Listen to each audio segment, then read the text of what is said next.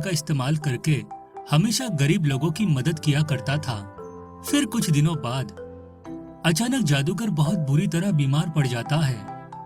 लगता है अब मैं जिंदा नहीं बचूंगा, मेरे मरने का समय आ गया है। देखो, मेरे मरने के बाद तुम दोनों इसी तरह गरीब और लाचार लोगों की मदद करते रहना। इतना कहकर जादूगर दम तोड़ देता है। जादूगर के मरने के बाद सफेद चांद को बहुत दुख होता है, लेकिन काला चांद खुशी से नाचने लगता है। देखो, हमारे मालिक का हुक्म याद रखना, हमें हमेशा गरीब लोगों की सहायता करनी है। ये बुढ़ा मर गया, इस बात की मुझे बहुत खुशी है। आज से मैं दूसरों को परेशान करूंगा, इसमें मुझे बहुत मजा आएगा। फिर अगले दिन दो गरीब औरतें उन दोनों से मदद मांगने आती है। कल रात तेज बारिश की वजह से मेरा घर टूट गया है, मुझ पर दया करके कुछ पैसे दे दो। हाँ, मुझे भी पैसे दे दो ताकि मैं अपना टूटा हुआ घर ठीक कर सकूं। देखो बहनों, मैं तो सिर्फ अनाज प्रकट करने की शक्ति रखता हूँ, लेकिन ये काला चांद घर जितने चाहे उतने पैसे प्रकट कर सकता है। हाँ, इसने बिल्कुल सही कहा। मैं ढेर सारे पैसे प्रकट कर सकता हूँ, लेकिन मेरी एक शर्त है, तुम दोनों को आपस में लड़ाई करनी होगी। जो औरत जीतेगी मैं उसे माला माल कर दूंगा। दोनों औरतों के सामने कोई रास्ता नहीं था, इसलिए वह दोनों काले चांद को खुश करने के लिए आपस में लड़ाई करने लगती है। मेरे बाल, वही माँ मर गई रे, मेरी टांग टूट गई, मुझे बहुत दर्द हो रहा है। दोनों औरतों को लड़ते देख काला चांद घर बहुत खुश होता है। देखो, ये सब गलत बात है, तुम इन मासूम औरतों की मजबूरी का फायदा उठा रहे हो। मैं बहुत बुरा बन गया हूँ, बुरे काम करके मुझे बहुत खुशी मिलती है, इसलिए तू अपनी बकवास बंद कर और मुझे लड़ाई का मजा लेने दे।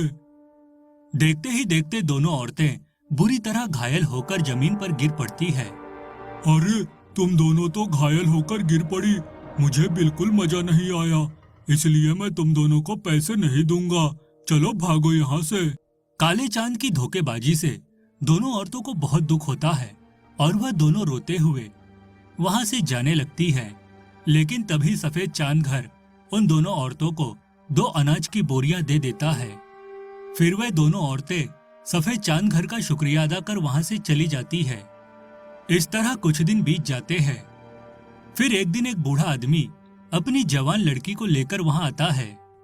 सुनो, एक दुर्घटना में मेरी बेटी का पैर बुरी तरह घायल हो गया है, मैं इसका ऑपरेशन करवाकर इसे ठीक करना चाहता हूँ, वरना इसकी शादी टूट जाएगी, दया करके मुझे पैसे दे दो।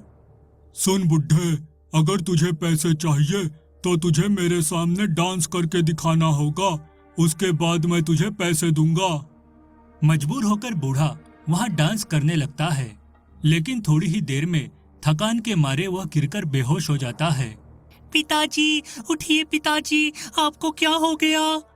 सुन लड़की, तेरे बाप को तो बिल्कुल डांस करना नहीं आता, इसलिए अब मैं तुझे पैसे नहीं दूंगा। चल अपने बाप को उठा और निकल जा यहाँ से। तुम बहुत बुरे हो, देख लेना, एक दिन तुम्हें तुम्हारे बुरे कर्मों की सजा जरूर मिलेगी। उसके बाद वह लड़की अपने पिता को उठाकर वहां से चली जाती है। इस तरह कुछ दिन बीत जाते हैं। फिर एक दिन जंगल के पास वाले गांव में बहुत तेज भूकंप आता है, जिस वजह से लोगों के घर टूटकर तहस नहस हो जाते हैं। वह सभी लोग मदद के लिए दोनों चांद घर के पास आते हैं। हमारी मदद करो, भूकंप की वजह से हमारा पूरा गांव बर्बाद हो गया है, हम पर दया करो। देखो, तुम सबको इस तरह रोते गिड़गिड़ाते देख मुझे बहुत मजा आ रहा है, इसलिए मैं तुम्हें पैसे नहीं दूंगा, बल्कि तुम लोगों की मजबूरी देखकर खूब हंसूंगा। हा हा हा हा हा हा हा। ऐसा मत कहो, हम सब बहुत मुसीबत में हैं। यह देखो, हमारे छोटे छोटे बच्चे हैं, इन पर तो दया करो। बेकार की बातें करके मेरा दिमाग खराब मत करो, वरना अच्छा नहीं होगा। ये काला चांद बहुत बुरा है, ये कभी किसी की मदद नहीं करता। तुम सब बेकार में इससे बहस मत करो। देखो, मैं तुम्हें पैसे तो नहीं दे सकता, लेकिन हाँ, ढेर सारा अनाज दे सकता हूँ, जिसकी मदद से तुम सबकी भूख शांत हो जाएगी। उसके बाद सफेद चांद घर का दरवाजा खुल जाता है और सभी गांव वाले घर के अंदर जाकर ढेर सारी अनाज की बोरियां ले लेते हैं। उसके बाद सभी गांव वाले सफेद चांद को दुआ और काले चांद को बद्दुआ देकर वहां से चले जाते हैं। देखते ही देखते कुछ दिन बीत जाते हैं। फिर एक दिन उस जंगल में तेज तूफान आता है।